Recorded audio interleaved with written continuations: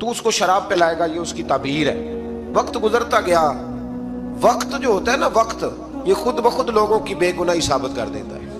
ایک وقت میں نا پراپوگنڈا ہوتا ہے تو ہر آدمی پراپوگنڈے کا شکار ہوتا ہے، پھر جب وقت گزرتا جاتا ہے تو خود بخود وقت کا گزرنا کچھ چیزوں کا خود بخود حال بن جاتا ہے۔ حضرت یوسف علیہ نبینا علیہ السلام کو جب 12 سال بیت گئے تو بادشاہ نے، عزیز مصر نے خواب دیکھا۔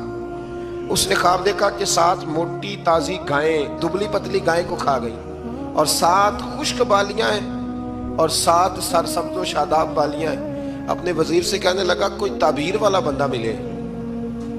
اس نے کہا کہ ایک بندہ ہے جس کی تعبیریں بڑی سچی ہیں۔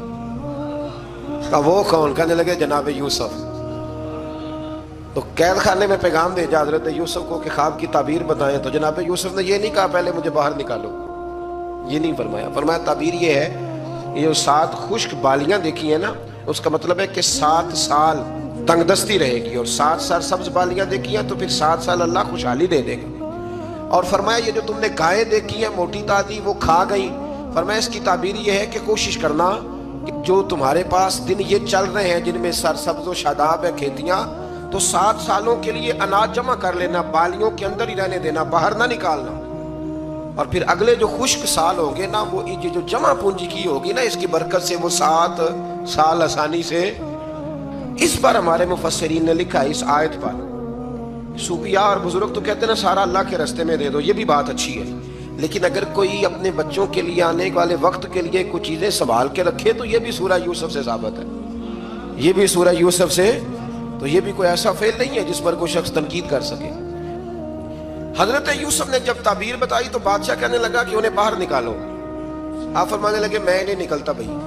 آپ کیوں نہیں نکلتے؟ کہنے لگے پہلے اعلان کر کے لوگوں کو بتا کہ میں بے قصور ہوں، وہ جو تو نے پراپوگنڈا کیا نا اپنے منہ سے اعلان کر۔ اس نے جناب زلیخا کو بلایا، ان عورتوں کو بلایا، وہ عورتیں ساری سامنے آئیں، انہوں نے گواہی دی کہ یوسف تو بے گناہ ہے۔ پر سال کتنے لگ گئے؟ اللہ اکبر، 12 سال لگ گئے۔ یقین کریں کچھ لوگوں کو یہ ثابت کرنے میں نا کہ میں ٹھیک ہوں، زندگی بیت جاتی ہے، اور میں تمہارا خیر کا ہوں، زندگی بیت جاتی ہے۔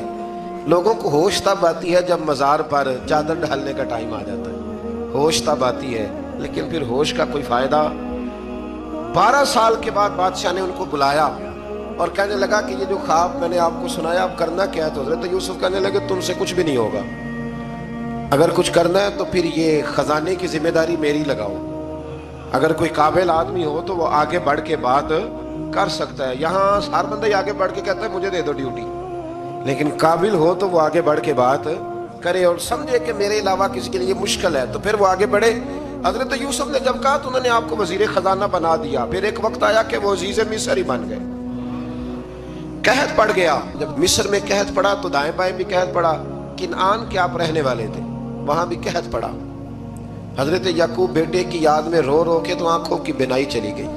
اور یارو باپ بھی بڑا ہی پیار کرتا ہے، بڑا ہی پیار کرتا ہے، بڑا ہی، پتہ ہے باقی تمہیں تحفے دیتے ہیں، باقی تم سے محبت کرتے ہیں، تو باپ تو بیٹے کو اپنی جوانی دے دیتا ہے، اپنی جوانی اپنے بیٹے کے نام کر دیتا ہے۔ باپ بھی بڑا ہی پیار کرتا ہے۔ سنگیو کوئی نہیں تول سکتا، بچے ایسے گھوم رہے ہوتے ہیں نا ابا جی کے سامنے تو ان کا اٹھنا بیٹھنا چلنا ہی بڑا پیارا لگتا ہے، کہاں آنا جانا ہی بڑا پیارا لگتا ہے۔ باپ کا تو قد روز اونچا ہوتا ہے کہ اللہ نے مجھے لال عطا فرمائے۔